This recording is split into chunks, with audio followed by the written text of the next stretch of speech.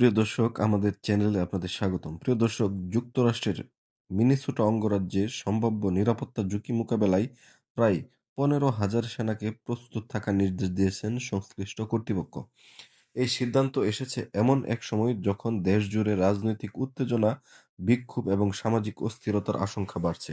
সরকারি সূত্র বলছে এটি কোনো জরুরি অবস্থা নয়, বরং পরিস্থিতি নিয়ন্ত্রণের জন্য একটি প্রতিরোধমূলক প্রস্তুতি। যদি আইন শৃঙ্খলা পরিস্থিতির অবনতি ঘটে, তাহলে দ্রুত ব্যবস্থা নেওয়ার লক্ষ্যেই এই সেনাদের প্রস্তুত রাখতে বলা হয়েছে। প্রিয় দর্শক, মিনিসোটা সাম্প্রতিক বছরগুলিতে বড় আকারের বিক্ষোভের কেন্দ্র হিসেবে পরিচিত। ফলে প্রশাসন কোনো ঝুঁকি নিতে চাচ্ছে না।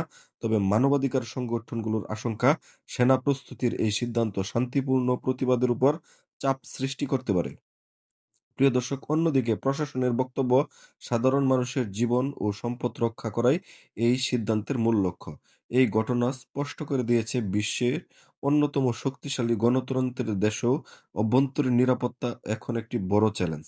প্রিয় দর্শক, ইরানের প্রেসিডেন্ট এক কড়া সতর্কবার্তায় বলেছেন, ইরানের সর্বোচ্চ নেতার উপর যে কোনো হামলা মানে সরাসরি যুদ্ধের ঘোষণা। এই মন্তব্য মধ্যপ্রাচ্যের চলমান উত্তেজনাকে আরো গভীর করেছে।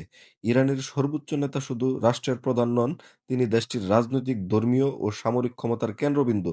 তার নিরাপত্তার উপর হুমকি মানে পুরো রাষ্ট্র ব্যবস্থার উপর আঘাত হানা।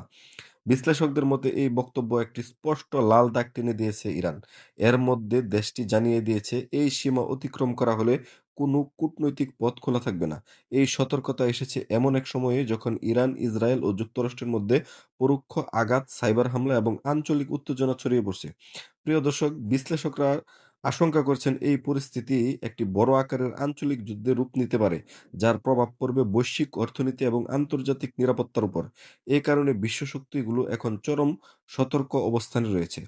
প্রিয় দর্শক, ডেনমার্ক ও গ্রিনল্যান্ডে হাজার হাজার মানুষ রাস্তায় নেমেছে সাবেক মার্কিন প্রেসিডেন্ট ডোনাল্ড ট্রাম্পের বিরুদ্ধে বিক্ষোভ করতে। এই বিক্ষোভের মূল কারণ ট্রাম্পের আগের মেয়াদে দেয়া গ্রিনল্যান্ড কেনার প্রস্তাব, যা এই অঞ্চলের মানুষের কাছে চরম অপমান হিসেবে বিবেচিত হয়েছে। বিক্ষোভকারীরা বলছে, গ্রিনল্যান্ড কোনো ব্যবসায়িক সম্পত্তি নয়, এটি একটি জনগোষ্ঠীর আবাসভূমি, যাদের রয়েছে নিজস্ব পরিচয় ও অধিকার। প্রিয় দর্শক, এছাড়াও ট্রাম্পের জলবায়ু পরিবর্তন বিরোধী অবস্থান, ন্যাটো নিয়ে বিতর্কিত মন্তব্য এবং ইউরোপীয় মিত্রদের সঙ্গে দূরত্ব এই ক্ষোভ আরো বাড়িয়ে দিয়েছে।